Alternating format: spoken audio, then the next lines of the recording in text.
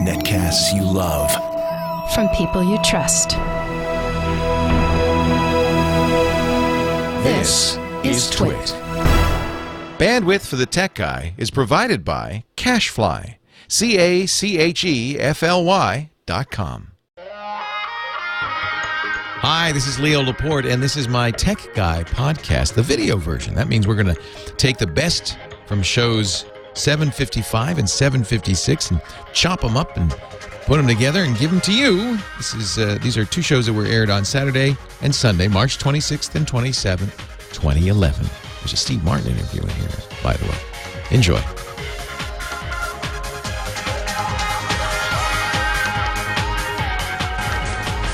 Well, a good day to you. Leo Laporte here, the Tech Guy. Time to talk about computers, the internet, cell phones, camcorders, MP3 players, home theater, all the doodads and doohickeys that are changing this world of ours. How are you today? Hope you're having a great day. My phone number, if you'd like to join the fun, 8888-ASK-LEO, 888-827-5536. Toll free from anywhere in the U.S. If you're outside the U.S., no problem. Just call Skype. Use Skype out. Use that same number, +1 8888-ASK-LEO. It'll be toll free for you. To reach the Tech Guy, ask a question, make a comment, make a suggestion. We talk a lot on the Tech Guy show about the Google.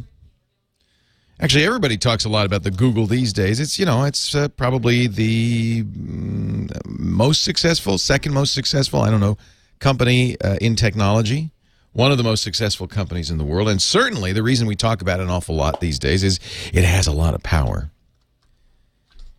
Frankly, if you are on the internet, but you don't show up in a Google search, you're really not on the internet, right?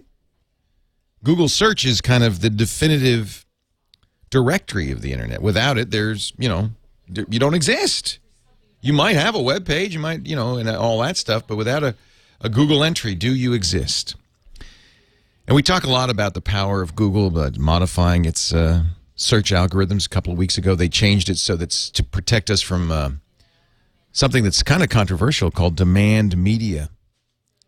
These are websites where they create articles based on your interest. The article doesn't have to have a lot of meat to it. In fact, often, they pay the authors $5, and often the articles are recycled from other sources or poorly written or not definitive, but doesn't matter because there's an ad sitting right next to it, and they make sure those articles are about subjects that are highly searched. So, for instance, let's say you're into Harley belt buckles. I mean, who isn't? And the folks at these demand media places see that you're into Harley belt buckles, or that a lot of people search for Harley belt buckles. You can get that information. Google will tell you, what do people search for? So they say, we better get an article up about Harley belt buckles. They make an article. Doesn't matter. Literally pay somebody $5 to make an article. Doesn't matter if it's good or anything, just as long as it has the words Harley belt buckle on the page and, a little bit about Harley belt buckles and an ad. And they're going to get a lot of hits because people will search. And you've seen this, right? When you go to the Google and you search and you get something, and some of these results are maybe not such definitive, interesting results, but these sites are very effective at kind of gaming Google's algorithms to show up on the search. This is big business. It's called demand media. There are a number of companies that do this, and they say, no, we're good quality material. Well, Google a couple of weeks ago changed their search algorithm to knock these guys off or to knock them down, saying, hey, it isn't good material. This is actually one of the big arguments with Google is how do you determine whether an article is authoritative? Who's to say? Who's the judge? Google would like to say, the computer's the judge, our algorithms are the judge, but they tweak those all the time, don't they? And they admit, Matt Cutts, their guy in charge of spam, a friend of mine, I like Matt a lot, admitted, sometimes we hand tweak the results if we're not getting the results we want. Great article in TechCrunch this morning by Amanda Hesser. This is an area I wouldn't have thought Google would have any impact, and yet does. Amanda, you may know her name. She's a cooking writer for the New York Times. She also wrote the great New York Times cookbook, which I think is fantastic, and is one of the founders of a cooking community called Food 52.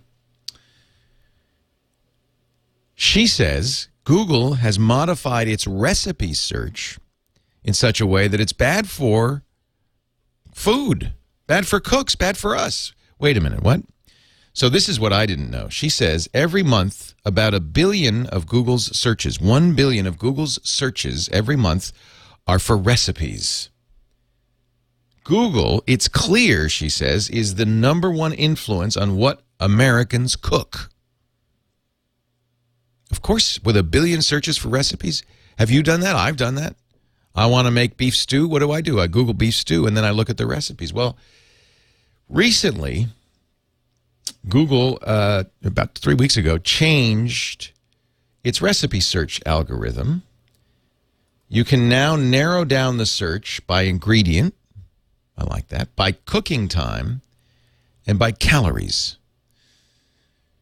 And she says this is an example of how Google, even with the slightest little tweak, and a tweak that is on the face of it a great idea, can really change everything. Because, she says, this is going to favor sites that can put information in about calories, cooking time, and ingredients. And it's going to disfavor blogs and other sites which have great recipes, and there are some great cooking blogs, but don't know the number of calories in the recipe. They don't have that information in the, quote, metadata. So they can't make that change.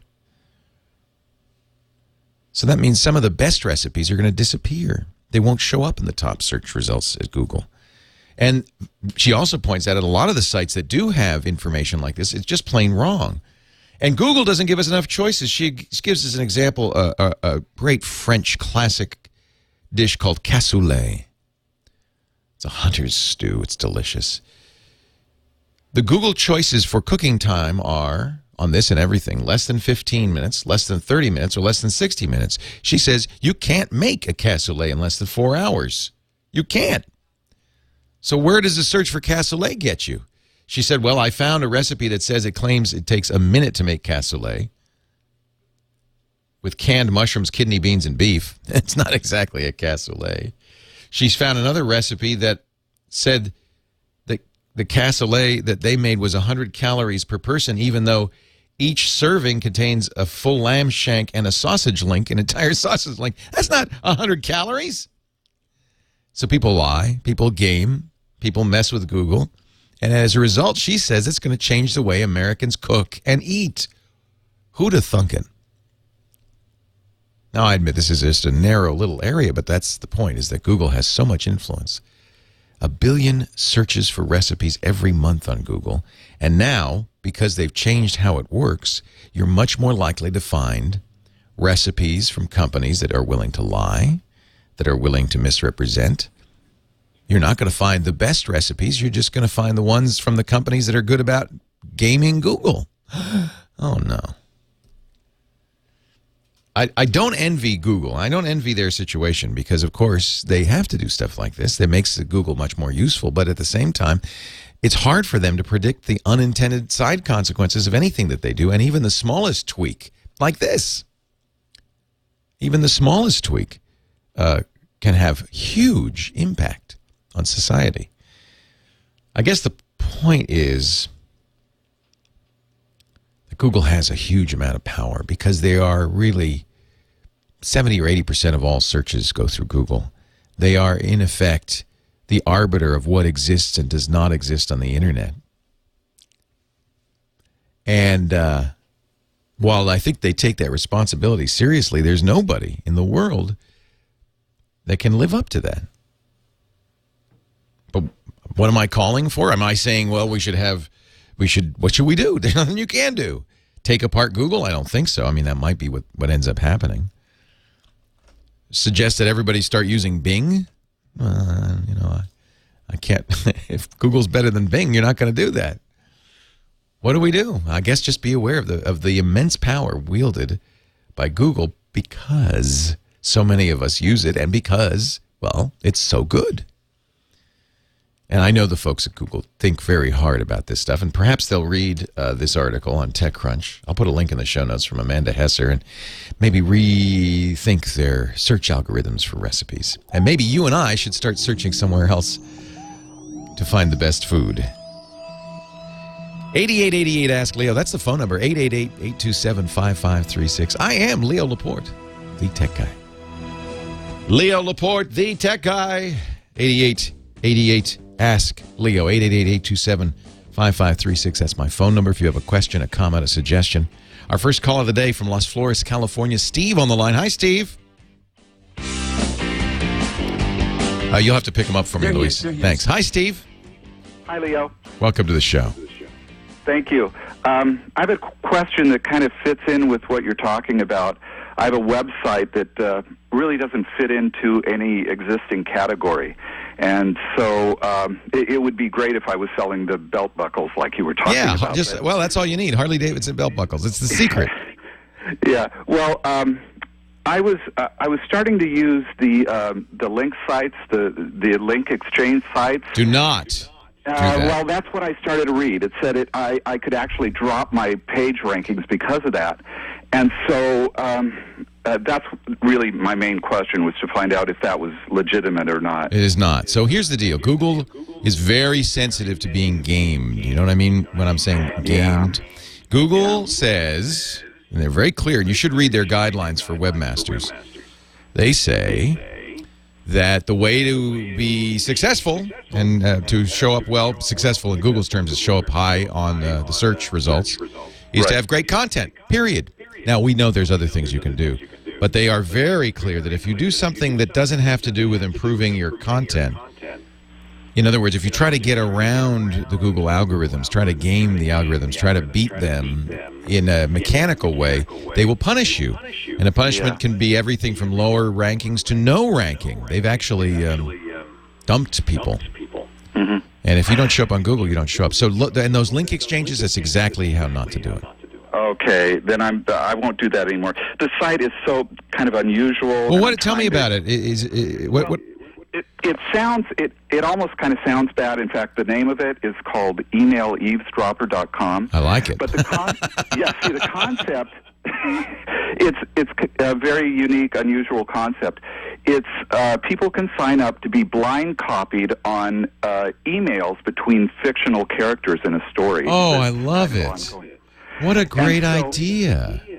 Yeah, it's kind of, and so I don't know what category to put this in, but I've got, not very many people on it. It's been up for about 6 months now. But all the response I get from people is really good. They're saying, you get this kind of surreal sense that you're eavesdropping on private conversations. No one sees your emails. It's all very safe and everything.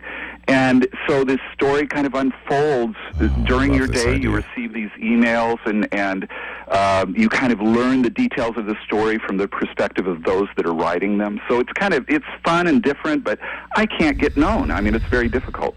Yeah. So Google is probably, if you can't think of a term that somebody's likely to search for you on Google, then forget Google. Yeah. Who's going to search for, I did just search for email eavesdropper and found you, but you have to, who's going to search for email eavesdropper? I know. What, and who even knows how to spell eavesdropping? So that's kind of, it's easy if you're a simple product or a simple concept, but you're right, this is another issue, doesn't it? Discourages something that's so new and innovative that nobody would know how to search for it. Google search is not your solution. Your solution, though, is to get yourself known, well, by going out there and finding people who might be interested in this, whether it's on message boards, other websites, and you participate in the internet world and you let people know that you're out there and you're doing it, and people will find it. Coming on the radio is great. I see you've got some press. That's good. And just that's how you're going to get known, because nobody's going to search for who's going to come up with the idea. Oh, you know what I really would like? I would like a website that is eavesdropping on fictional characters. Nobody's going to think of that. Yeah, that's true. But that's a flaw in the notion of web search. You can't search for something you don't know about. Okay, so it's kind of a network marketing more than... It has to be. It can't be search. Now, when you're doing the network marketing, you're going to keep in mind that people are not going to remember your URL, your website address in all likelihood. They're going to say, oh, even people listening to the show right now, They're going to say, oh, Leo had somebody on. It was about fictional characters, and you'd get an email from them.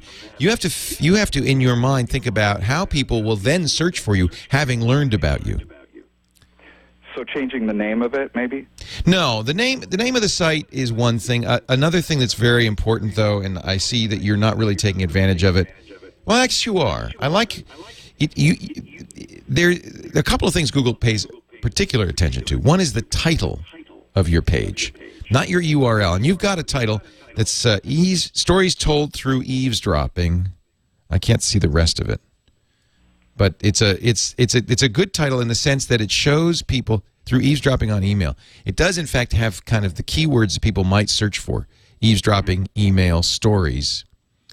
So the title of your page is I would still put in here. I would put email eavesdropper semicolon or colon then story. So you want the name of the page in that title, by the way.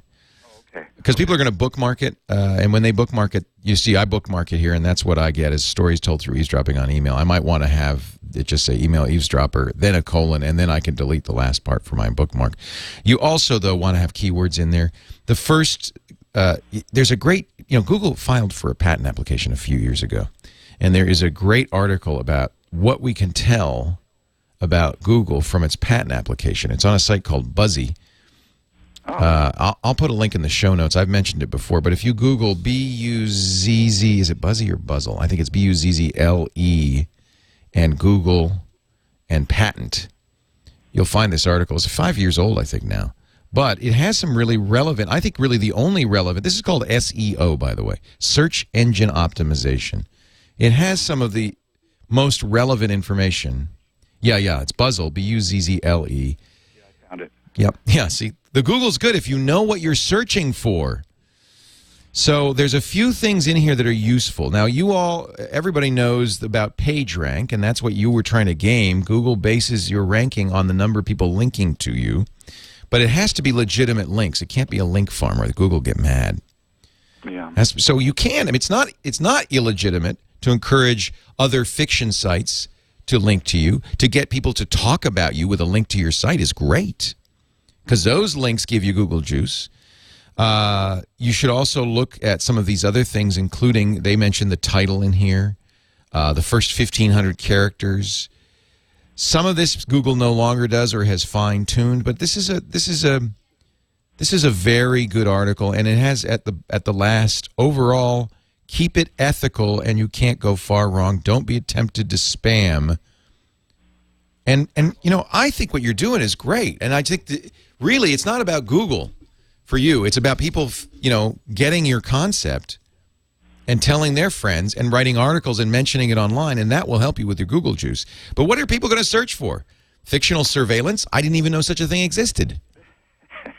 Well, it doesn't. It's new, and that's why I don't have a category I can stick it in. Well, you see, this is great, and I think that this is kind of following on what I was talking about. While Google works and is good, there's some things it is not good at. For instance, something nobody knows about, so they don't know how to search for it. They can't. It doesn't. What are they gonna search for? They don't know. Steve, good luck. I love it. It's, the site again, emaileavesdropper.com. David in Ontario, Canada. Hi, David. How are you? Leo Laporte, the tech guy. Yeah, I have. I've just started a new venture, and it requires the use of a slow-moving mobile vehicle. And we want to stay connected to the internet, and we only want to travel 3 square feet at a time, so it's pretty slow. 3 feet at a time, but you want to stay connected. We want to stay connected in North America for sure. Mm-hmm. Traveling. And are you going to go everywhere, or where are you going to go? Well, we hope to go everywhere. We've got an RV, and I'm just not certain, being in Canada, I don't know what I should do to be able to connect. Well, of course, the widest internet coverage is provided by cell phone carriers, 3G. Okay. And that's what we use. We use a program, a piece of hardware called a Live U, Live, the letter U.com, for video streaming. So we're able to do wireless video streaming at conferences and, from anywhere. The live view is interesting because it's based on mobile data, internet data from your wireless carrier, but it doesn't just rely on one carrier. It has slots for 12 different USB cards, and generally it'll have three or four from each of the major carriers, and then it bonds them together to get a higher speed connection, but also to compensate for the fact that 3G is wildly, fluctuates wildly in terms of its speed. Right. How much data are you sending? Well, not that much. We have people that are accessing our site, So you want to have a website? No, you're not going to be a mobile website, are you? Well, I have to have access to it because we have people that are placing a pin on a world map, and we need to send them information. Well, but, okay, so this thing that's moving 3 feet, what is it, 3 feet an hour, 3 feet a day? 3 square feet is really just a term that we use when we're in front of somebody else. We want to create a positive effect, so we call it 3 square feet at a time. So our premise is to travel throughout Canada, well, actually North America. But you're in an RV.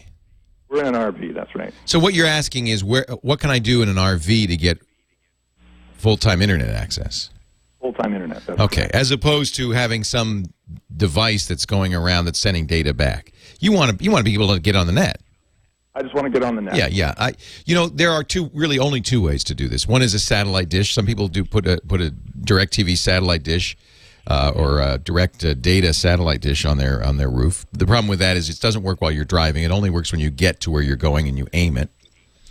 Okay. But I would say most people in this situation, and there's a lot of truckers, for instance, listening to this show who use this, would just get a 3G device. Now, you're in Canada, so you're going to be going through Telus, Bell, or Rogers, right? Right. You should probably look and see who has coverage where you want to be. It may be, in fact, that Rogers has only, the East Coast and Bell has the West Coast. Right. So you may have to get, more than one of these, but all three of them, I'm pretty sure, sell what's called a MiFi, which is a credit card-sized device that gets its data access from the 3G network and then turns it into Wi-Fi, so you can connect anything to it. Okay. Turns it into a Wi-Fi access point using 3G data, and you can do on most of these 5 or more sometimes connections. So you could use a regular laptop, a cell phone. You could use any device attached to it. Right. So when I cross the border into the States, though, would I have to... Yeah, then you're going to have to go to a new carrier. Because what you don't want to do is pay for data roaming. So you plan to go in the States as well? Yeah, we're heading to the States next week. I'd look at... do you have Virgin Mobile in Canada? Yeah. Virgin Mobile is in both Canada and the U.S. I bet you they still charge you roaming if you go from Canada to the U.S., but I would check with them. They have the lowest cost flat rate data plan. It's only 3G, but 3G is enough. And 4G is G means generation. It doesn't communicate any information. 3rd generation or 4th generation data networks. 4th generation networks are faster, but they're not widespread yet. Just get a 3G card. I think Virgin is probably the best if you can get it there. It uses the Sprint network in the U.S. That probably means, well, I don't know what it would use in Canada. You'd have to check with them to see, hey, what does it cost if I go over the border? In my experience, it costs a lot. It's cheaper to get a device in the U.S. for the U.S. I'm not certain. My RV dealer has something called iCoach. Yeah, I don't know what that is. There's only 2 ways to do this: satellite or 3G. Okay. So they're reselling one or the other. I wouldn't go with satellite. No. Yeah, it's just because you can't while you're moving. I presume you want to do this while you're moving, right? Yeah. You pretty much have to go 3G. What if you had that satellite tracking system where it did sort of move? Yeah, I guess. I guess you could do that. It's also pricey. The bandwidth's not very... 3G is so much better. Satellite would be necessary only if you're going areas... And by the way, satellite, it doesn't cross international borders either. It would only work if you're going to areas where there's no 3G coverage. And that's really going to be the issue, is where are you going to go and what kind of coverage are they going to have there? Satellite also has issues with weather. technically, it doesn't cross borders. Actually, technically, it does cross borders because, of course, you could still see the satellite. But you're not supposed to. It's an interesting idea. I'd love to hear more about it when you get this going. I think 3G is the way to go. I think that's how everybody, all the truckers that we talk to on the show who really have the same issue. You can always use Wi-Fi when you get to the truck stop or the campgrounds, but if you want to do it continuously, you've got to use 3G. Back to the phones we go. And Mervin in Fullerton, California. Hey, Mervin, Leo Laporte, the tech guy. Yes, yes. Thank you for taking my call, Leo. Thanks for calling, Mervin. Okay. And so what I have is a form that I have to fill out monthly, and it has to. And I've been doing it, penmanship by hand, and a lot of times the form is returned because they say, well, I can't read your writing. But I've been doing it for a while, but I would like to do it by computer. Sure. I can just take this form and just stick it right in the computer. And does it change a lot from month to month? No, it's the same form, same. It's just it has vertical lines and horizontal lines. So you just change the date once a month and send it again? Yes, I do. Yes, I put a date on it. And so for the month, it's a paper form in its form that it comes to you, or is it electronic? No, it's just what they've made at the office. And Okay. What they've done, I guess they look like they put this together themselves, but it has lines. It has to. I have to fill it out showing time worked on. Yeah, I do this too. It's like a timesheet. So what you do is you scan it. You don't have to scan it yourself. You can bring it to a copy shop and they'll scan it for you, and you get a digital file. You'd like to get a PDF. Actually, the best thing to do would be take it once, type in the stuff that never changes, then scan it, so you never have to type that in again. You've got it on your computer as a PDF, and then you can modify it. There's a great program on Mac called PDF Pen. Foxit on the PC. These are programs that let you add text to PDFs. You're done. Leo Laporte, the tech guy. A little Eric Clapton and Cream. Did you ever work with Cream, Bob? I worked with Eric. You know Eric? I don't know him, but they used our PA for several years. Bobby Pridden, who is the sound man for The Who, in between one of the breaks between Who's Next and Quadrophenia, Bobby took the system out for a couple of years on and off with Eric. Bob Hile is sitting across from me, and this guy, well, first of all, he's the original tech guy. How many years on KMOX? 25, starting in 1977. 77, so that's well before me. And what was the name of the show? High Tech Heil. High Tech Heil. Yeah. And that was with Jim White. Jim White, that's right. Mm-hmm. Yeah. The man that goes bumping the night. That was his. Jim White bumping the night. Yeah. On KMOX. Is he still on KMOX? No, he passed away. Okay. He was there for 33 years. It's a long time. Yeah. So Bob has been answering tech questions for longer than I've been in radio, almost. I got in radio in late 76, so almost. Yeah, that's a long time. You're in it with much more technology than we were. I remember the first show that CBS sent me to. I got to send back this report, and I had this little silver disc, and it had music on it. It's going to be great. Someday, I remember when the program director at the music station I was working at said, "Look at these. This is the future of music," and they never scratch. And he threw it on the table. And, of course, it scratched. Yes, of course it did. So the reason Bob's in here, first of all, he's an old friend who I've only now just met. We've talked before many times, and for 5 years I've been using nothing but Heil mics on the air. My whole network runs on Heil mics, even the stand I use. And you said you use me as the poster boy for your Heil stands. Yeah. Why is that? Because you use it so well. I'm always moving my stand around. Yeah.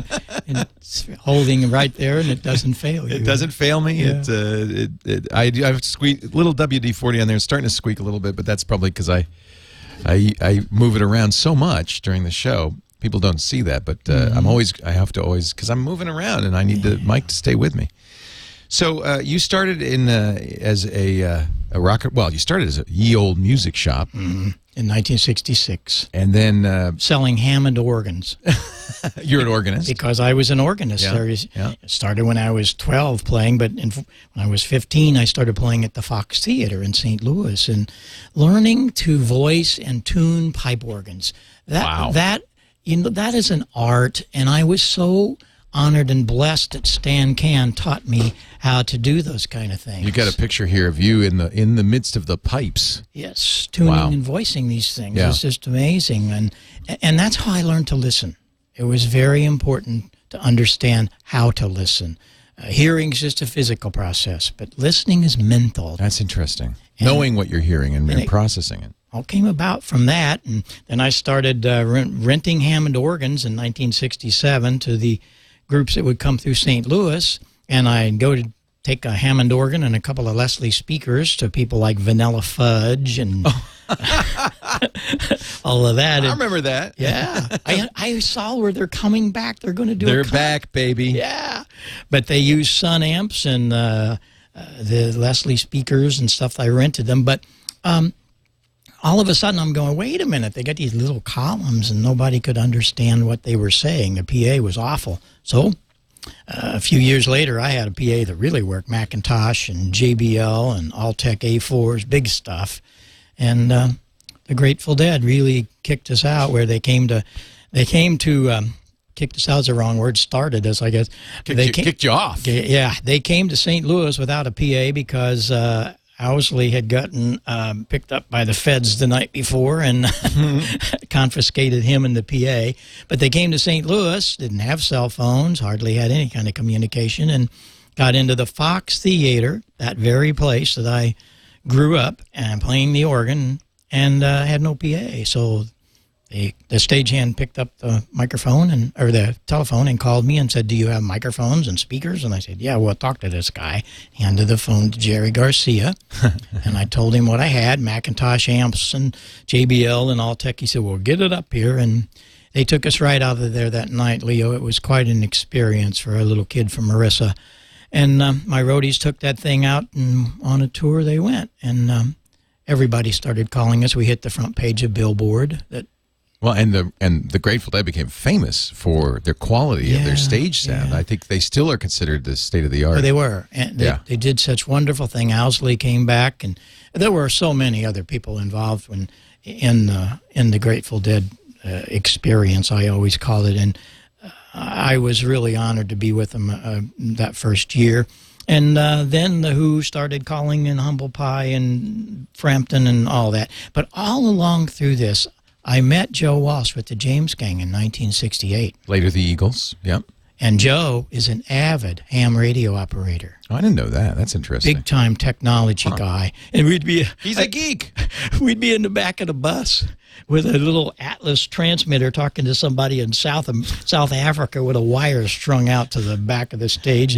And they'd come in the stage meeting. They're clapping. You're supposed to be on. And Joe would say, just hang on. I'm talking to this guy in South Africa. I'm on the radio. And when I get ready, then I'll be there. But they're not going home. And we'd finish talking to the guy on the ham radio, and Joe would go in and play. Funny. Yeah, it was great. So you got to have your priorities in life. Absolutely. And at that particular point, Funk 48 was not it. Funk 49 was not it. It was working the guy in South Africa. That's pretty funny. Bob Stillaham, his call is K9EID. I have a QSL card from him. Very good. Right now, yeah. I didn't actually do a listening report here. He's handed it to me. So you make mics now, and you make the best mics in the world. And by the way, I should tell people, if you go to Bob's website, Heil Sound, HeilSound.com. Reason I mention this, a lot of people call and say, I want to do a podcast. I want better audio on my videos and so forth. And I say, you got to learn about mics. You have online there, if you click the entry for mic primer, you have a great description. It's called "It All Starts with the Microphone." I have the pamphlet. You can download it yourself. It's free. He's making it free, and everything you'd ever want to know about how microphones work. It's kind of interesting because we live in a digital world, but something's got to convert the sound, the analog sound coming out of our voice into. Now, a lot of people are making mics with a USB connection. They go right into the computer. I don't personally like that. I don't think I know the quality isn't as good, and the delay just drives me crazy. Yeah. And we don't need that. We should never use condensers. Joe always told me that I was put on this earth to get rid of condensers. And you know what? We pretty much have. Well, and you're speaking into it. I use a Bob Hile PR40 large coil dynamic mic. If you have to have phantom power, that means it's a condenser. This Yes, doesn't. And it sounds it- so good. It just doesn't work because it picks up way too much. If you had condensers in here, you couldn't operate the way you I do. was saying that earlier in the show is that I'm in a room with 14 computers. There's people wandering around. There's a window open. I don't have to sit in an old, stuffy old Right. radio studio. I can do the show right here in the labs and be very comfortable. It sounds like the sound. This couldn't have better sound. The best thing about it is the rejection, and I learned that from building antennas. I'm going to do something that's kind of cool. I'm talking into the front of the PR40. If I turn it around backwards, It talks into the back of it. you hear nothing. You can't hear him. Nothing. And Bob Hile, hang on, because we got to take a break. HeilSound.com, Leo Laporte, the tech guy. More of your calls to come. In fact, if you want to ask about sound, this is the guy. We'll stay right here for a minute. I love that. He disappeared just in time for the break.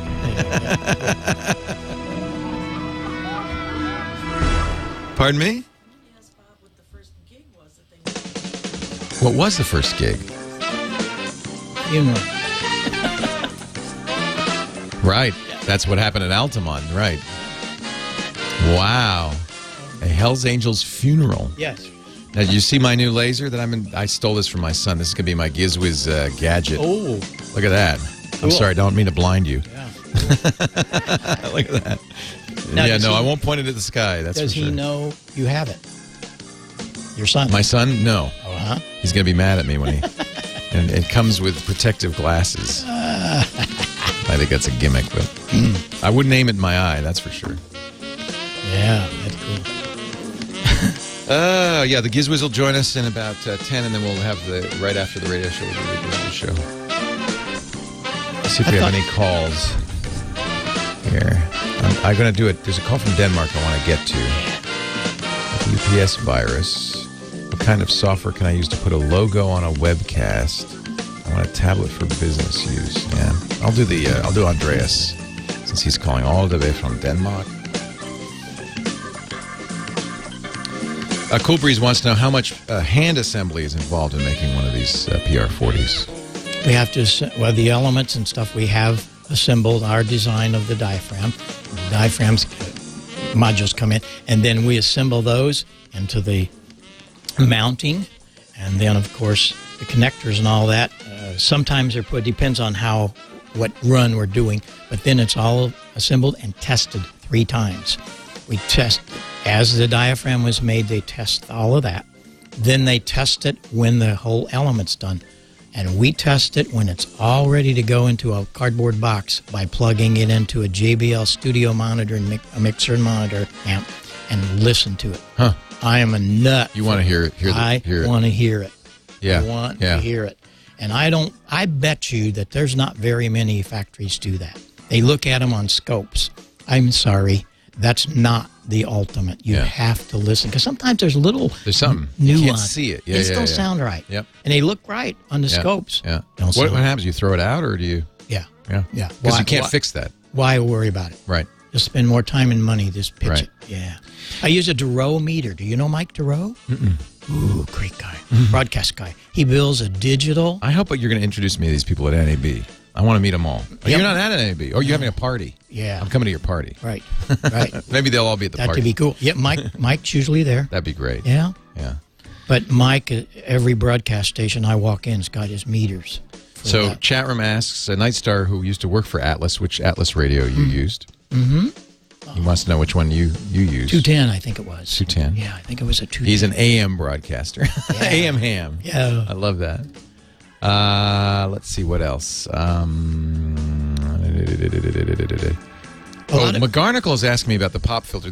We don't like this one. What's the one that we have there? BSW makes the one. Oh, it's great. It's a metal filter from BSW, and it fits right on the spider that Heil sells. Well, it fits on the microphone. Oh, it's on the mic. Yeah, that's right. It's on the mic. Yeah, BSW makes this cool little filter all their own. That's why I don't build it, because they already Right. did it. So I just send people to one of our best dealers, BSW.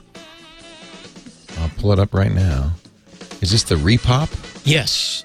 The Repop. Yeah. And they make one specifically for our mic. Mm-hmm. Actually, that's the RE20 It one. fits it. It's the same thing. It's the same one? the same one. The Repop. Mm-hmm. Oh, yes. Get the one for the RE27. That also fits a PR40. It's a slightly wider barrel. It is. I got to buy about 5 more of these. I'm going to get rid of this one and use the Repub on here, too. Yeah. Yeah. $40. Come on. All right, hang on. Bob Hile is in the studio with me. He's kind of my hero. The guy started technology radio in 1977. What were you talking about in 1977? Just all kinds of things like the Norelco tape recorder. With actual tape. Yeah. The little... We didn't have digital. Cassettes, and then it went to CDs. And, then we heard about this thing about some kind of a satellite thing, and I was a pioneer in that. In fact, I was one of the test team of DirecTV. Oh, the Hughes... yes. Wow. Well, no, it's not the Hughes. It was actually Before Hubbard. Hughes. It was Hubbard. The Hubbard family. Right. In Minneapolis. Pre-Hughes. They bought the first license. Wow. And I, as a ham, in the 1980s, started putting in a C-band satellite. And in 1989, Heil Sound was Yield Music, was the #1 dealer of the year. We got the award at the show of Satellite Dealer of the Year. That's cool. Because we put in thousands of them. But Leo, who but a ham could find that thing 22,000 miles in the sky? And so a lot of hams were early satellite dealers, and the companies would hire me to go out and teach them how to do things. And, of course, I would hook them up to audio, which nobody was doing yet. Right. And so we really developed some of the first home theater systems in the early 80s. And it was really quite a neat thing, and did all that. We owe so much to hams in the modern world, and I don't know if people are aware of, for instance, when they're using the data networks on their cell phones, on their smartphones, that was started by hams, General Packet Radio Service, GPRS. Oh, it goes back.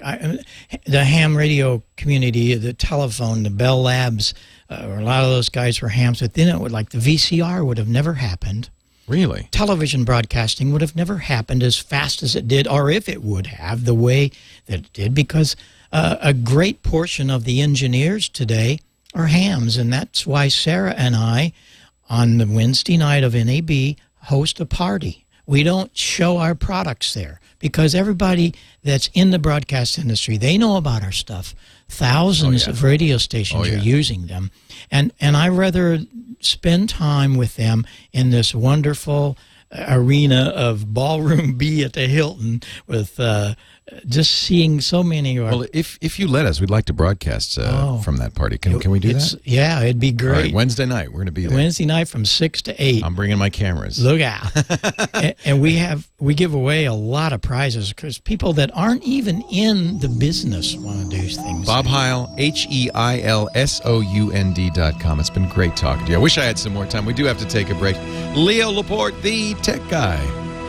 8888 Ask Leo. If you have a question, a comment, a suggestion, if there's something you'd like to talk about, in about an hour and a half, Steve Martin, about 12:33, Steve Martin will call in. We have a kind of a regular check-in with Steve Martin. He's got a new album out.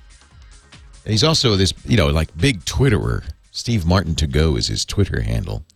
And I imagine, he's an iPad user. I imagine he's got the new iPad too. We'll get his review as well. That's all coming up.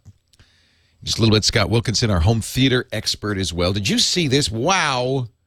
MySpace. You remember MySpace? They were this little thing before Facebook came along. They dropped 10 million users last month. That's got to hurt. 10 million unique users in 1 month.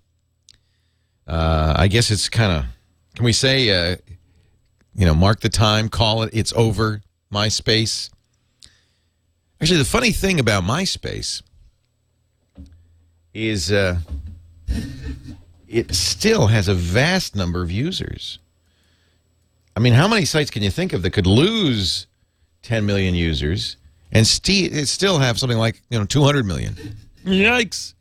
So it's not dead yet, but it's dying fast. Let me see. I'm trying to get the exact numbers out of this. This comes from ComScore, not from MySpace itself, but ComScore is a pretty reliable internet rating service.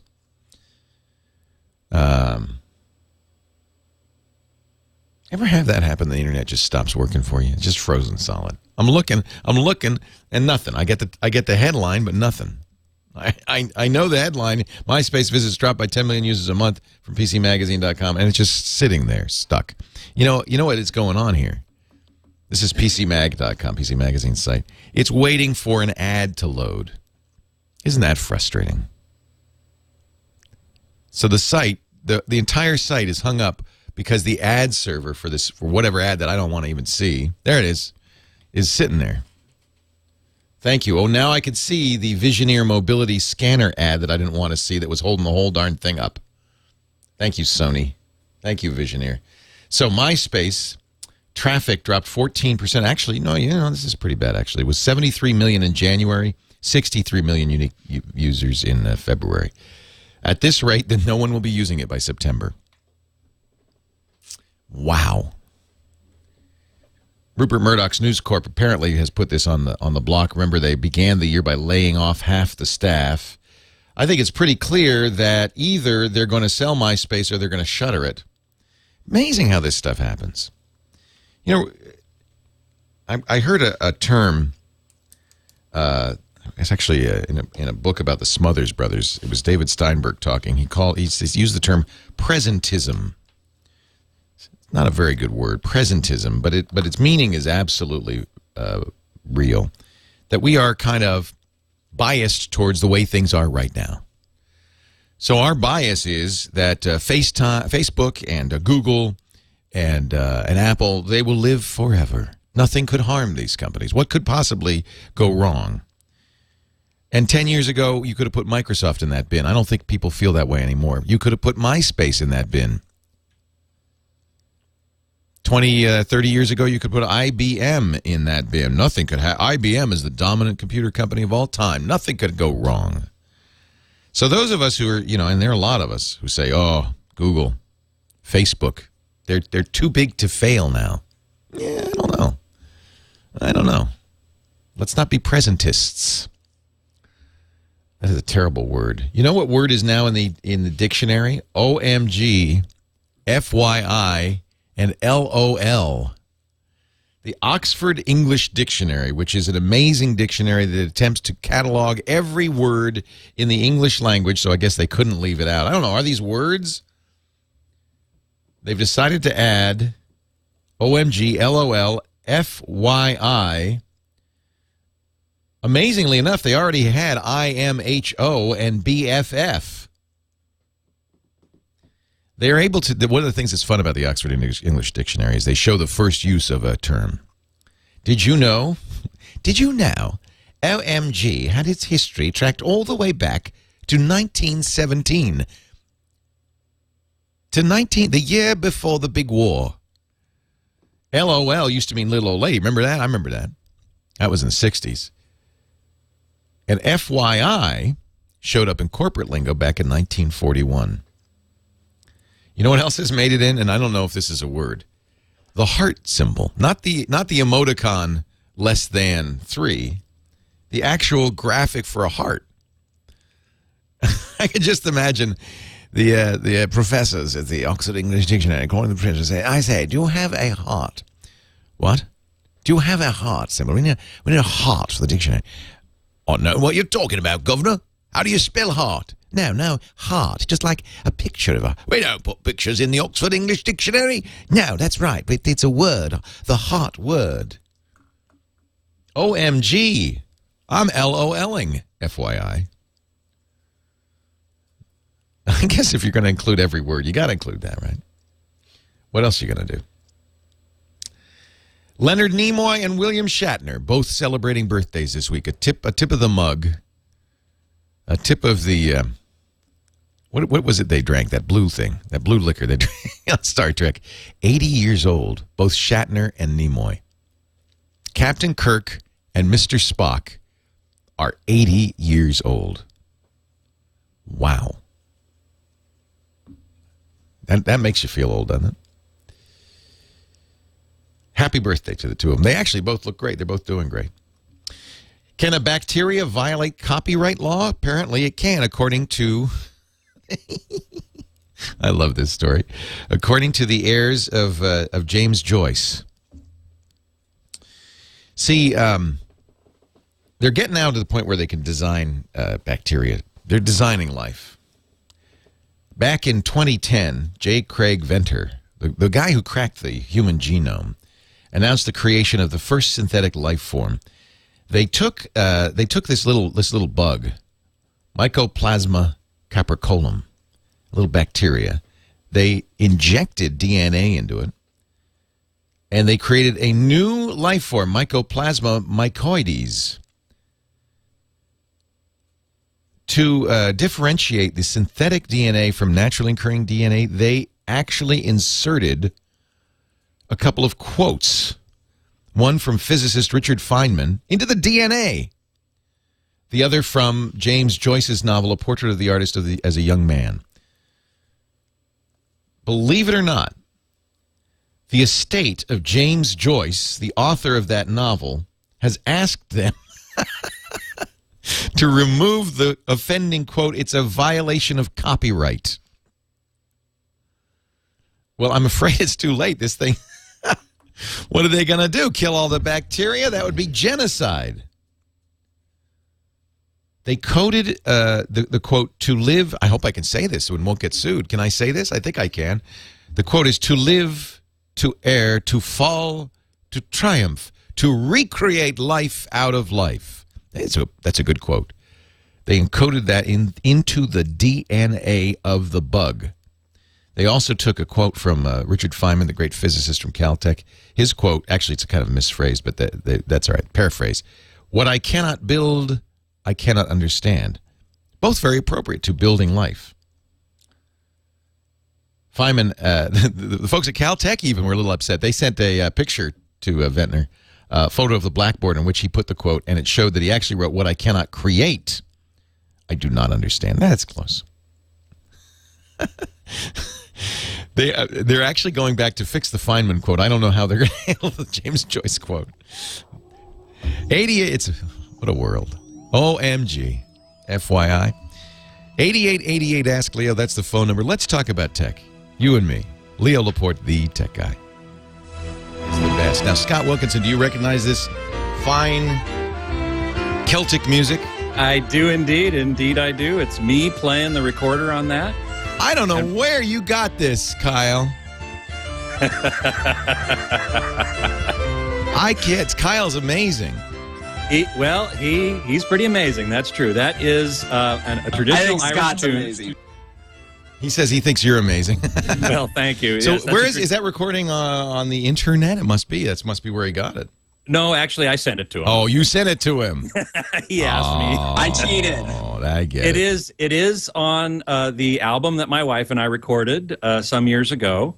It's a traditional Irish tune on which she is playing guitar. I'm playing recorder. We also had a fiddle player and a piano player, and it's a jaunty little tune. A jaunty little number. Scott is the editor-in-chief of the Ultimate AV magazine, ultimateavmag.com, and the guy in charge of Steve Martin's calling me. Hold on a second. I should just say hi to Steve. Of course you should. Hey, Steve. Steve, can I call you in an hour? Hey, Leo.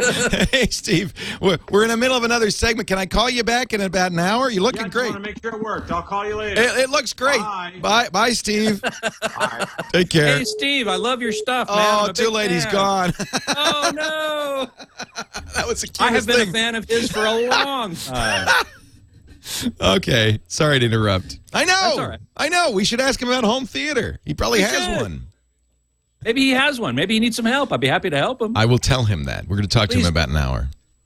Okay, That great. was the cutest thing ever. And he is this guy, Scott Wilkinson, is a home theater expert, a columnist for Home Theater Magazine at hometheatermag.com, and joins us every week around this time if Steve Martin doesn't butt in to talk about home theater. Hi, Scott. Hey, Steve can butt in anytime he wants. I know. What a great, he's just wonderful. And it's been fun getting to know him through the Twitter. Yeah. Yeah. So now he's a radio show crasher. He's got a new. We're going to talk about his new album that just came out. Kind of similar music. That's right. He's a banjo player. He's a great actually banjo player. yeah. He is a very good banjo player. Yeah, I'd love to have him on some of my work. Well, I'll tell him. Please do. I'll say if you need a wind guy. Right. Yeah. Right. If he needs a wind guy, I'm available. His new album is called Rare Bird Alert. Oh, cool. I think that he's doing he just did a movie about birding. Anyway, we'll talk about that. We'll talk about that. I'll be listening in, absolutely. So what can we talk about in the home theater realm? Oh, well, there's plenty to talk about. First of all, I must amend something I said last week. Oh, no. Yes, I must. We were talking about electrical grounding. Yes. Remember that? Yes. And I was talking I hope about, no one has died from our advice. Well, yeah, exactly. I hope not, too. I said something about taking all the ground connectors in the outlets and connecting them to a stake in the ground. Yeah. Now, several electricians have written me since then and said, well, yes, but you have to make sure you connect it through the electrical panel. You can't just put it straight to the ground. Oh, interesting. I must admit I'm not 100% sure why that is, but several emails from electricians said, in no uncertain terms. Yeah, sounds like we killed somebody. I hope we didn't. I hope we Okay, didn't. can I just say this? If you're getting advice on how to handle electricity from us, you shouldn't. Bad idea. I was just talking conceptually here. Just to be perfectly clear. It's just a concept. It was just a concept of how to do it. The fault protection circuit must go through the service entrance panel to function. Precisely correct. Okay. So I just wanted to make Let's be sure. clear about that. Understood that, yes. Okay. Okay, now that we have that out of the way, Yes. I can talk about some other listener questions that have come into my inbox this week. One was, in terms of calibrating a television or even setting it up, just doing the basic user controls of brightness and contrast, the question was, do I do that with dynamic contrast turned on or off? And this is a very good question because virtually all TVs come with something called dynamic contrast, which changes the overall amount of light coming off of the TV depending on the overall brightness of the scene. So if you're in a bright snow-covered mountain daylight scene, it's very bright. If you're at night, say, for example, or in a dark room, say, for example, the opening scene from Master and Commander. Oh, yeah, that was so dark. It was so dark. It's one of my favorite scenes for testing something called shadow detail. Otherwise, it's a big black blob. Exactly. A good TV, you'll be able to see subtle variations between one level of darkness and another slightly different level of darkness. That's because it's in the film. That's why people used, and I guess they're not using it as much anymore, but they used film. I'm sure that movie was shot on film because it had that capability. You could get detail in the darkest scenes, but these modern digital panels, if they're not really good, may not show that detail. That's correct. Now, I'm sure you can capture it in digital as well as on film with the new digital cameras that they're starting to use quite a bit now. But you're exactly right that it's the display where the weakness is, where the problem could potentially be for the most part. So that's one of the things I look at when reviewing TVs is how well it displays this shadow detail. Right. Anyway, back to the question of, do I turn dynamic contrast on or off? And the dynamic contrast system in a dark scene like that will lower the overall light level coming out. So you get an effective increase in dynamic range or contrast. The problem with it is, for me, I can see it working in many cases. You can see the black level rise and fall particularly in a scene, particularly in movies where you have a black bar on the top and bottom of the screen, you can see that black bar, the blackness of that black bar change as the dynamic contrast. Oh, that's not good. I don't want that. It's not good. I don't want that either. I don't like that. No. So I turn dynamic contrast off. Dynamic's bad. Well, I think it is. Now, my colleague and good friend Tom Norton, he likes it. And really? Yeah. So he, in fact, calibrates with dynamic contrast on because that's how he watches real material. Okay, so what you're saying is it's a matter of taste. Yes. Bad taste in Tom's case, and your good taste in yours. I would never say that. I'm just teasing. But Tom, there isn't a right answer, but you should know what the difference is. Correct. Correct. And you should set up your TV based upon which way you prefer to watch real I never material. watch in dynamic. I didn't even realize that dynamic was changing things. But I never watch the dynamic. I usually watch, there's a movie sometimes, or... well, now you're talking about two different things. Well, that's not the same thing. No, it's not the same thing. Because I have a setting that's, all That's the different dynamic. settings. That's dynamic. Right. Now, that is that setting that you're talking about is of a parameter called picture mode, or I think in the case of the Pioneer, I think they just call it picture. Right. I'm not 100% sure, but it's picture mode. And it may very well be. Now, what the picture mode does is it sets up, it's a preset that automatically sets up the contrast and the brightness and all the controls, including dynamic contrast, which is a different control. And in the dynamic mode, I would not be at all surprised if dynamic contrast was turned on. Whereas in, say, the movie mode, dynamic contrast might very well be turned off. Dynamic is that setting that we always tell people not to use because that's what's in the store because it pops at you. Correct. That's exactly correct. And it's important for having in the store so that it's very bright and dynamic. But in your home, you don't live in a showroom. Scott Wilkinson, UltimateAVMag.com. Hang on, Scott. I want to talk a little more about this in a second. You bet. Or Vivid. Exactly. Yeah. I have dynamic in mind. I think that's what Pioneer calls it. Yes, exactly. So because I have to find out now from you where is this dynamic mode? This is in the contrast. It's in the picture menu. Print out cat pictures, or you can print your. It's in the picture menu. menu. But the dynamic you were talking about for calibration purposes. Right, that's what I mean. It's in the picture menu. If you want, I can zoom over to my Kuro and no, that's fine. I just exactly we don't care about me. We care about everybody listening, so they understand the distinction. Terms. Yeah, sure. No problemo. It's so convenient, so easy to use. By the way, I heard your conversation yesterday with Bob Hile. Very nice. Oh, isn't Bob great? He's going to do a ham show for the network, I guess. Oh, that's great. That's great. This is kind of funny. I don't.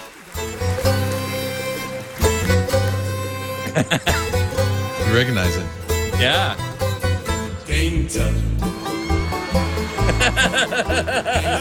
Was a young boy, he never thought he'd see people stand in line to see the boy king. How'd you get so funky? I can't believe he still sings this song. Did you do the monkey? Born in Arizona, moved to The Babylonia Kentucky. It's good. It is good. He's actually I'll play the title cut. He's quite an amazing banjo player.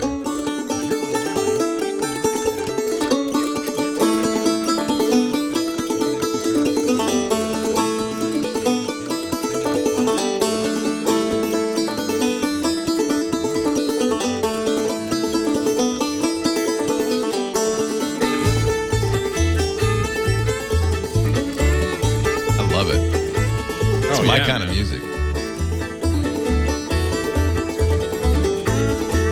Atheists don't have no songs. Oh, I remember that. Oh, that is so cool. Yeah. That thing right there, that YouTube is just amazing. Yeah. Atheists ain't got no song. That's so funny. Religious people have such beautiful music. Hey, let me And have nothing. Kyle play this coming back, okay? Cool. So you just cue me on it, all right? Will do. Okay, thanks. Until now. I won't play the spoken intro. Oh, man. It's a little might be a little tune called Atheists Don't Have No Songs.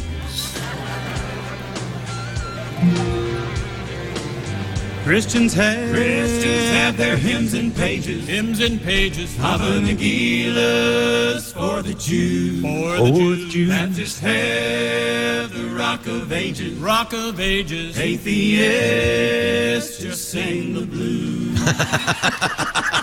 Romantics play Claire de Lune. Born again sing He is risen. But no one ever wrote a tune for godless existentialism. For atheists, there's no good news. They'll never sing a song of faith.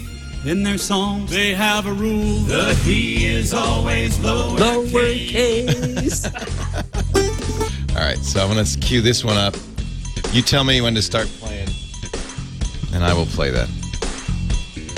Hey, I have it on my end. Yeah, go ahead. You play it. I wasn't going to play the Godless Atheist, though. Oh, you weren't? No, I don't want to. That's a little controversial. I don't want to get in religion. I was just going to play Rare Bird Alert. Do you have other songs from that? I do, but there's 10 seconds, so I'll let you play it on your I'll end. play it. Okay, I'll give you the countdown. 5. You're downloading stuff. Go ahead and hit it.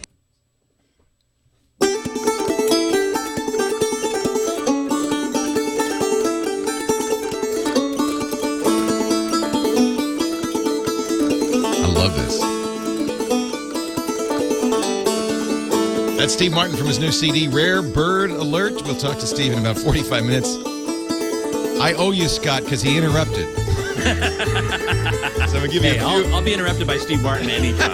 I'm going to give you a few extra minutes. This is so good. I love it. This new CD, Rare Bird Alert, actually is really fun for Steve Martin fans. He has some very funny material as well as just instrumental banjo work, which, of course, he's amazing at. But he does King Tut, which was a big hit for him. I think in the 70s. 70s, yeah. I remember him singing that on Saturday Night Live, and he also does a very funny song, which he did on Letterman a couple of weeks ago, called "Atheists Don't Have No Songs," and it's a hoot. It's a super hoot. You can find it on YouTube. That's where I found it on YouTube. It's him singing live with a gospel quartet. Oh, yeah. Great gospel quartet. It's not the Steep Canyon Rangers, it's somebody else. It might be. It might very well be the same. He plays with this great bluegrass play. Anyway, we'll talk to Steve in about 45 minutes. But we were talking, and I didn't want to end without explaining this calibration issue. You got an email from a listener. In fact, I've gotten a number of emails. I just got an email the other day from a listener who said, we got a brand new HD TV. Do we have to calibrate it? And I suggested a DVD that you and I have talked about before that I use. I'm cheap. I didn't want to spend $400 on a calibration guy coming in. So I bought this Digital Video Essentials DVD. There's a Blu-ray version and a DVD version. I got the Blu-ray version and used that. And it gets you, I don't know, 50%, 70% of the way. 70 or 80% the way there, probably. If you, again, we were talking earlier about the picture mode, which is one of the first parameters in any TV's picture menu. If you hit the menu button on the remote, you'll come up with several menus. Picture, sound, setup, some other things. If you go into the picture menu, one of the first parameters there is going to be called picture mode or picture or something like that. And it's going to have several selections. And we were talking about this earlier. And it's probably going to default to vivid or dynamic, which is great for a store showroom, but people don't live in a store showroom, so they really don't want that setting. They want the setting called movie or cinema. And that sometimes bugs people because it's darker. At first, it doesn't look as exciting. Correct. And I always say, please, just live with it for a little while, get used to it, because in the end, you're going to have a much more comfortable, much more pleasant, much more accurate picture. Right. That you're really going to like in the long run. I almost guarantee it. So cinema or movie or something like that. Then what you want to do is you want to take a disc like Digital Video Essentials, or in the case of Blu-ray, it's called Digital Video Essentials HD Basics. And you want to set what are called the basic user controls, and those are contrast, brightness, sharpness, color, and tint. Sometimes color is called saturation. Sometimes tint is called hue. And the disc will help you set those controls precisely for your particular TV. Here's the key. Even though you might have the same model TV as your next door neighbor, there probably are, in fact, slight differences in the precisely correct settings of each of those controls, because there are sample variations. You know, resistors come off the line and they're plus or minus 1% or 5% or something. So each TV, even from one sample to the next of a given model, is going to have slightly different settings. So if you want your TV to look its best, almost its best, then you set those controls as you did with Digital Video Essentials. Right. And that will get you, I'd say, easily 80% of the way there, in most cases, at least. Then if you want that extra 20%, if you're a serious videophile, you could call in a calibrator and spend several $100s. But, you know, for most people, setting up those basic controls with Digital Video Essentials or High Definition Benchmark by Spears and Munsell. So there are other discs as well. There are other discs, not just Digital Video Essentials. That's one of the best known ones. Right.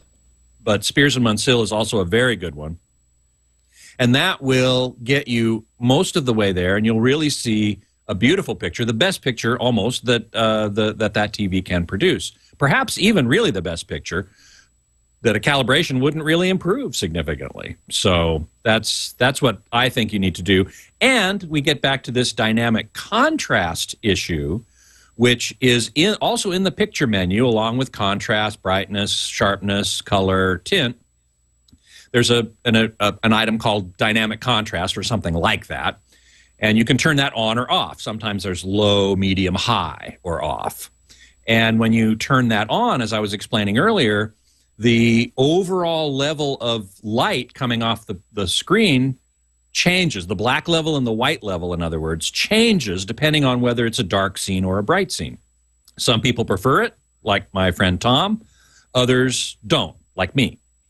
So you turn that on or off, and I would set these basic user controls with that control on or off, depending on whether you want to watch regular content with it that way. Now, another guy, Bob Williams, the chief product architect at Runco, a very smart guy, he thinks it's always better to set the contrast and calibrate the grayscale with the dynamic contrast off, because it typically compresses the high end. So the difference between almost pure white and truly pure white gets lost with dynamic contrast on. And you want to be able to set that contrast level accurately. And so if you have dynamic contrast on, you might not be able to do that, is what he's saying. So he'd rather see everybody set those controls with dynamic contrast turned off, and then turn it on if you want to, if you prefer the look of the picture that way. So there is some controversy about this. This is not a clear-cut issue. The clear-cut issue is don't keep the TV in the picture mode called vivid or dynamic, because that's going to hurt your eyeballs. You're going to need sunglasses. You know, future's so bright, I'm going to need shades. Yeah. As it were. Right. Don't wear sunglasses while you're calibrating your TV either. That's also true. A good tip. And, you know, those 3D glasses, you don't wear them when you're calibrating. Hey, do you calibrate 3D TVs differently than you calibrate 2D TVs? Yes, great question. And absolutely the answer is yes, if you can. Now, here's the problem. There are no 3D calibration discs available. Oh. There's nothing yet available. I know people are working on it. Are there certifications for 3D calibrators? Can I hire somebody to do this? No, actually. Okay. I don't think so. I don't think ISF or THX certifies 3D calibration. Now, THX does certify 3D TVs. I believe they do have some internal test patterns that are 3D that allow them to measure and calibrate and test 3D TVs in their 3D mode. But here's the problem. If you only have 2D test patterns and you play them on a TV that is capable of doing 3D, that TV may or may not have what's called a 2D to 3D conversion. If it does, then you're fine. You can calibrate the 3D mode of a 3D TV, because it'll take the 2D image coming from your Blu-ray player and convert it into 3D. And then what you do is you aim you put on your glasses and you set the controls. But some TVs do not have a 2D to 3D conversion. So if you send them a 2D signal and you force them into their 3D mode, you see two images, and it's all messed up on the screen and you can't really do anything. So this is a problem that is addressed by the newest crop of Panasonic Blu-ray players, which have a 2D to 3D mode or conversion in the player. So this is really important for those of us who are geeks and want to tweak our TVs, because then it doesn't matter whether the TV has a 2D to 3D mode. It's in the player. So any 2D disc, test disc, or one of these setup discs can be played in, quote, 3D, sent to the TV in its 3D mode, and it works just fine. Okay. But you're not really calibrating it exactly. Well, you are. You are. You're getting brightness and contrast and all that stuff. Yeah. You can do all that stuff. Okay. Plus, you can, in fact, calibrate the more comprehensive calibration. Should you do two separate calibrations then? One for TD and one for 3D? Okay. Absolutely, because the light levels are way different. The colors are somewhat different. The whites are somewhat different. Can you save the calibration for each separately? Yep. Okay. Generally speaking, you can. Most TVs have a separate memory for those two calibrations. And you have to go so far as to take a meter. When you're doing a real calibration, you have this really expensive meter that you're pointing at the TV. Right. You put the glasses over the meter's lens so that it sees exactly what you're seeing when you put the glasses on your eyes. Thank you, Scott, for explaining that. Home theater expert Scott Wilkinson is at ultimateavmag.com. More to come right after this. I love this CD, I got to tell you. Thanks. For some reason, all I can see is on my iPhone is I can see you. It says headphones and mute. That's all I can see. Well, you don't need to see me, Steve. I'm telling you, it doesn't change. The picture doesn't change, but I do see you. I like to see myself. I can't get rid of this thing. It won't go away. What do I do? Where's my escape button? Steve Martin's on his iPhone and FaceTiming into us, which is great. The sound quality is excellent. What's going on here? Oh, now he's sideways. Oh my God. I'm trying to get rid of this thing. Hide sources. There we go. There you go. Now can you see yourself? Back. Yeah. I can see myself. You've heard of Steve Martin. He is well, of course, according to the CD, a human cannonball, among other things. Have you actually done that? Never done that. Now my iPhone stand is falling. I bought this little stand. It worked great last time I talked to you, and now it's playing dirty tricks on me. It's a tech item, of course. So of course it's not working. Then the tech items never work on this show. So Steve's last CD we talked about called the Crow great banjo album. You've got a new one just came out last week called Rare Bird Alert. And that's right. And by the way, I got to show you this. You geeks will. This is driving me. What did I pay for this? Maybe that'll work. Maybe this will work. Okay, look at this. Vinyl. Wow, they made a vinyl version. Absolutely. Why? Yeah. Why? I don't know. That seems to be a hot item for certain people. It's the kids today. The kids buy vinyl again. Oddly enough. Yeah, people are buying vinyl. It's very weird. Well, it's a wonderful album. You got Sir Paul McCartney singing on it in a beautiful love song. I just love. And the Dixie Chicks. The Dixie Chicks. Yep. Mm-hmm. And you do, and I guess you did this in your concert. You do King Tut. We do.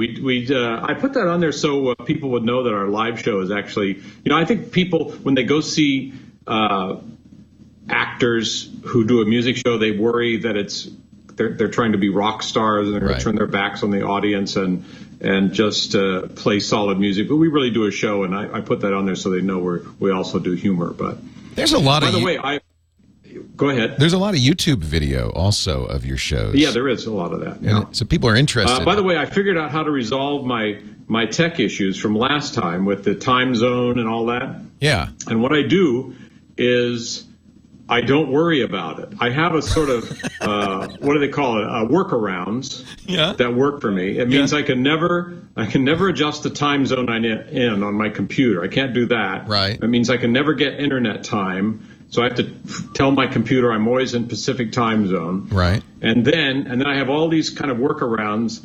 And then every 2 years, when I get a new computer, I do about every 2 years. Yeah. Then I have to remember everything I've done, and that takes about a day. And then I'm good for another 2 years, so I don't worry about it. That's not bad. I don't have to call you up every other week. If you call me every 2 years, I'd be happy. Oh, well, yeah. Or sooner. How much for a house call? Anytime. So I did want to ask you, because you I know you had some iPads, the original iPad. Did you go out and get an iPad too? No, I haven't yet, because I know as soon as I had some time to go get one, all I heard was sold out. Right. So I was going to wait. Yeah, they are pretty much. But I will get one. Are they? You think it's a good thing to? I use an iPad on stage as a set list. I know. I've seen pictures of you, and I think that's cool. But it works fantastic. So on there is just the songs you're going to play. You're holding the iPad too. Can you hand me that through? Would you like that? I'll just shove that just through hand it through. Thank you. Camera there. These new iPhones are amazing. It's so thin; it just fits right through. I like them; they're lighter, but I don't think there's a whole lot more unless you wanted to use the camera for some reason. I don't think there's a whole lot of reason to run out and buy an iPad. Yeah, I didn't know, but you don't need the camera. What to do? Do you do? My question for you. Yeah. You ask. Go ahead. I was just going to say. Interlocutor. Mr. Interlocutor, do you do any other social stuff, media stuff, maybe under a phony name and with a mustache and stuff? No. No, I don't. I do the mustache. Oh, but that's just around the house. Okay. No, I don't. I do Twitter, and that's pretty much it. I have a sort of a moribund Facebook page that we did for the first record. I think the record company did that, but I don't really understand that, and Twitter's enough. You seem like you enjoy Twitter. I do enjoy it, and sometimes I wake up in the morning and lie there and think, what will I say today? How interesting. And sometimes like 3 things come to me, and I write them down for maybe the next couple of days, and sometimes just nothing comes, and sometimes I tweet, I have nothing. And people seem to enjoy that as much. You have been of late replying a lot to people, which is great. So you're actually engaging in conversations. Well, I didn't know how to at first, and I didn't know whether I should be afraid of it, because it might instigate some kind of, I don't know what, some kind of, somebody might get too excited or something. So I didn't know what to do. You're afraid somebody, oh my God, he's replied to me. Yeah, right. Yeah. And then I found out, but I like I say, I really enjoy when people genuinely have funny responses, and I write them down and save them. I think they're really funny. I sort of save them in a file, and I get some really funny responses. I should have had them a little handy. Maybe I do have some handy. But I love the stuff, the one-liners you throw in here. And I think if people aren't following Steve Martin to Go, that's Steve's official Twitter account. You should be. But I think that what is kind of interesting, I spent some time with Regis Philbin showing him how to use Twitter about a month ago. Mm-hmm. And he kind of had this, it felt like an epiphany. Oh my gosh, I can have a conversation. I mean, here's a guy who's been in show business for 60 years. I can have a conversation in real time with fans and kind of break down that fourth wall. And I think he really dug it. Yeah. I never quite believed in, a fan to me is someone who's 16 and, adores a teen idol. That's a fan. Right. An adult is not really a fan. There's someone who sort of occasionally sees a movie. To me, they're not an obsessed fan. So I don't think of adults as fans. There are people that sometimes like what you do and sometimes they don't like what you do. So, I never catered to fandom. Right. I tried to make as good a product as I could. And then, that group you call fan is always changing. People are coming in and people are going out. So. But it is different when you're a celebrity on Twitter and interacting with people. It's not quite the same. And yet I think because of the filter of Twitter, maybe it is a little bit more like a natural interaction. I don't know. Maybe. I always get confused when people say, "Oh, please follow me." Yeah, that doesn't make any sense. And I think, why? What difference does it make? I don't know what to do. That makes no sense at all. Or please say hi or something. Right. I really respond to people who, that have said something funny, and I want to let them know I thought it was funny. Sometimes you just can't respond. You might get 400 or 500 responses to a tweet, and you just can't. It's just too much. Right. But now you are saving. We talked offline a little bit, and we set up for you an account with Gina Trapani's Think Up. Oh, yes. And so you are saving these tweets and all the responses. I save responses, the ones that I can read, and if I think they're funny or kind of interesting, I cut and paste them. Really, but Think Up is saving them, whether you want to or not. You're saving all of that stuff. Oh, I asked her, and she said they don't. You have to kind of specify. Oh, okay. I was a little unclear. You have to kind of specify. So you don't care to about save that stuff. Particular thing, and I think it's easier actually just to cut and paste. Steve, we got to take a break. Hold on for just a minute, because I want to place a little bit more of this CD. Steve Martin is with us. Leo Laporte, the tech guy. Sorry, that snuck up on me. I didn't get my normal warning that we were running out of time, or I would have. Can you stick around for a minute more? Oh, yeah. Oh, thank you. I appreciate it. I don't want to waste your beautiful Sunday afternoon. I don't want to waast your caller's time either. The heck with them. They need to talk to you. The heck with them. They're they're a lonely bunch. Computer hell. Yeah. Most of them are. Yeah. When I downloaded the album on iTunes, it was great because you get the digital pamphlet with it, so I could read all the liner notes, and I love the liner notes on this. Oh, thank They're just you. I work great. hard at them, actually. Yeah, no, I can tell. You're trying to give value. You're off the air now. We're off the radio, but we're on the internet. I understand, yeah. You know what I thought we might do is I'm sort of loath to self-promote, but we might. There's a couple of things on my website, like previous funny stuff. Let's do it. Yeah, we could go there and kind of explore, because people can go back and go through stuff I posted there that I think actually are kind of funny. Have you ever considered blogging or anything else like that? I guess it's not really your thing. Well, Twitter is kind of a blog, isn't it? It is. It's an easy blog, a mini blog, yeah. Yeah, that seems like it's a lot of work to blog. It's like essays. And I do take care with writing. Right, right. And I just don't want to rush something out. Yeah, I understand completely, yeah. Actually, the CD is on here, too. That's good. So you can click here to enter and down. Oh, that's a contest. New album. What is that? Click here. I'm looking at download a new free. Oh, you have free song. Oh, that's neat. You can download a free song. Oh, that's cool. And then you can go. I was looking to see what, like, a funny response, if I can find one on there. You've been doing a lot of stuff. A lot of appearances and things. I want to sweeten the pot. For a limited time, you can get an extra $10 in free postage.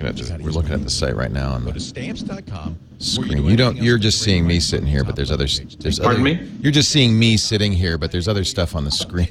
I understand. I'm afraid to log into you. No, you don't. It'll confuse the hell out of you. No, yeah. Yeah. So I'm going into my website, and if you click on previous funny stuff, I see it. The third finger down. Yeah. People say the music business is suffering, but it's not. Here's a 3-cent check. Yeah. Those are real checks. What are they from? Are they from really old albums, or? No, they're from, like, The Crow. Oh my God! Those are royalty. From The Crow, 3 cents. Wow. Well, look below. There's another 3-cent one, and then below there's that, a 7. You got 13 cents in total. Yeah. Wow. Steve Martin saved GPS locations leaked. See, that's a lot of work. You write all of this. I love. Yeah, I get help. I get help from a friend of mine who contributes too. Only on these, not on the tweets. Sometimes on these. But there's there's the geek culture thing, which he or you obviously get about these check-ins. I mean, that's that what the kind of the geek culture of checking in. You get obviously. Alec Baldwin's resentments awareness class. Frontier hearing aids and dry cell battery crotch pouch. These are great. I didn't see that. I loved the handwritten notes from the tour. That was great. Yeah, are you going out? Are you going to tour with this new CD? My tour writer. That got a lot of. Oh, that was hysterical. I saw that. Yep. Yeah. Are you going to tour again with this CD? Yeah, we're going out in May, end of June, July, and August. They're great. And we're playing on the mall, Washington D.C. Mall on July 4th. Oh, that's wonderful. Let's mention that. Yeah. That's great. Here we go. Okay. Leo, Carbonite Consumer, lively breed.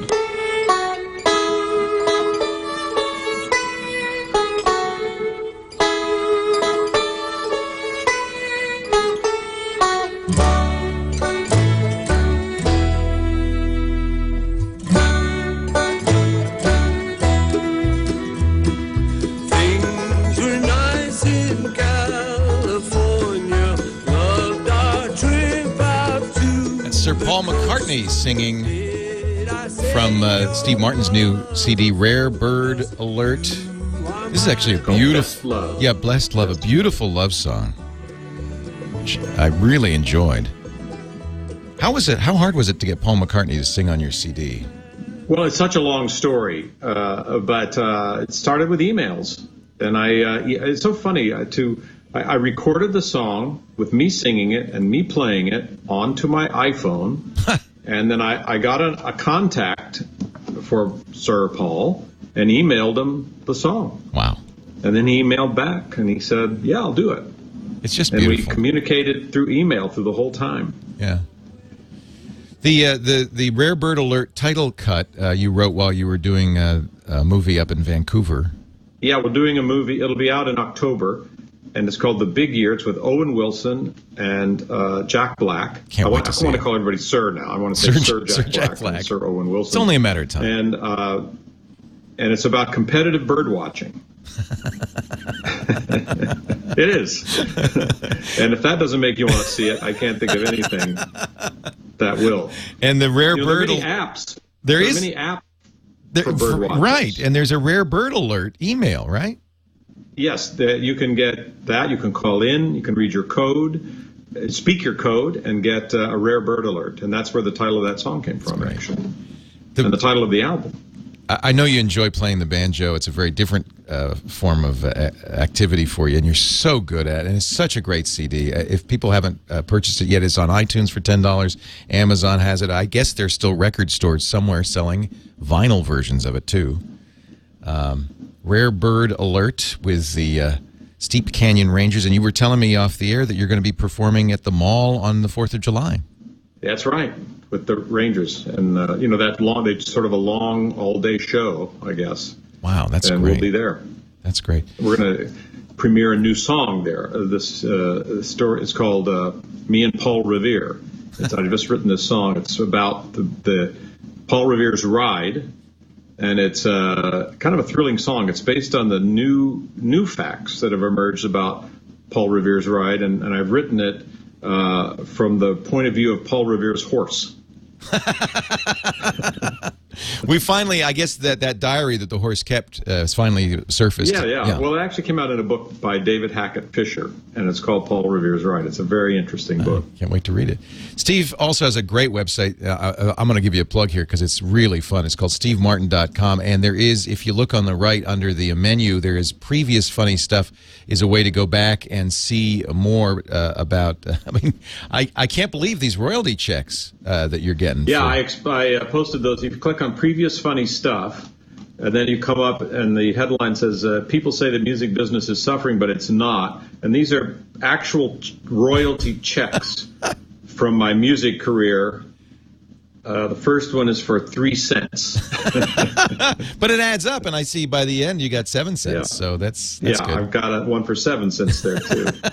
If the darn kids wouldn't just pirate your songs, instead buy the CD, you'd be getting much more. I know. These checks would be for 6 cents and 10 cents.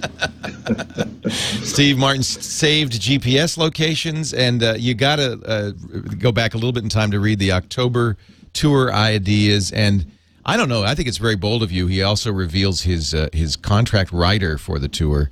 Contract writer, my tour writer. The things that Steve demands. Here's a note. My October tour ideas leaked. I like this one. Audience seems to love it when I show up.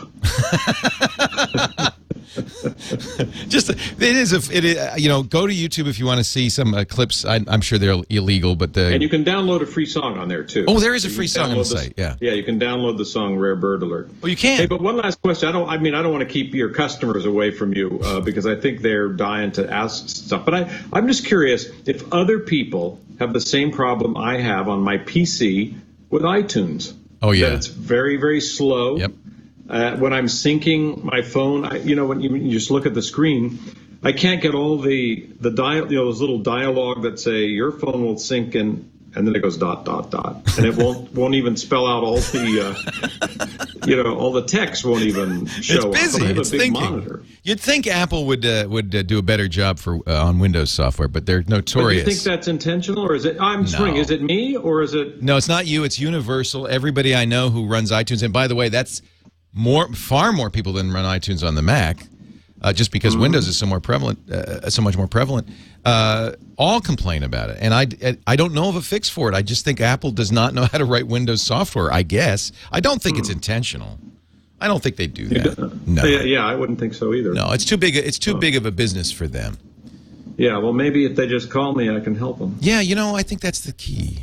Steve, it's such a pleasure talking to you. The website is stevemartin.com. Please get the new CD. You will love it. And the Dixie Chicks are so great. Yeah, and by the way, it's #1 on the Billboard Bluegrass charts. Hey, you won a Grammy the last time, so. Last one won a Grammy, and we're very excited about it. So we're going to get Steve to do a show on the TWiT network in which he answers your technology questions. I think it'll be just fantastic. And medical questions. And I can prescribe drugs too. Oh, that's wonderful. So yeah, it's a whole thing. I'm working on that license, and I can marry you. Steve, thanks for joining us. I really appreciate it. Okay, thanks a lot. Great to talk to you. Steve Martin, I'll play a little bit of this Dixie's. Take care, Steve. A little bit of this Dixie Chicks. That's sort of a slow song. What do you want? What should I play us out Why with? don't you go out with the first song, Rare Bird Alert? That's a very upbeat tune. Yeah, we played a little bit of that before, but I'll play a little bit more so you can hear. Well, we'll play the end. It's just really fantastic. Steve Martin, Rare Bird Alert. Thank you, Steve. See you later. Take care. Leo Laporte, the tech guy. Oh, I love it. Everybody dance. Isn't that great? Signing off. It's hard. Thanks, Steve. Take care. It's later. hard Bye. not to be happy when you hear banjo music, isn't it? Makes you feel good.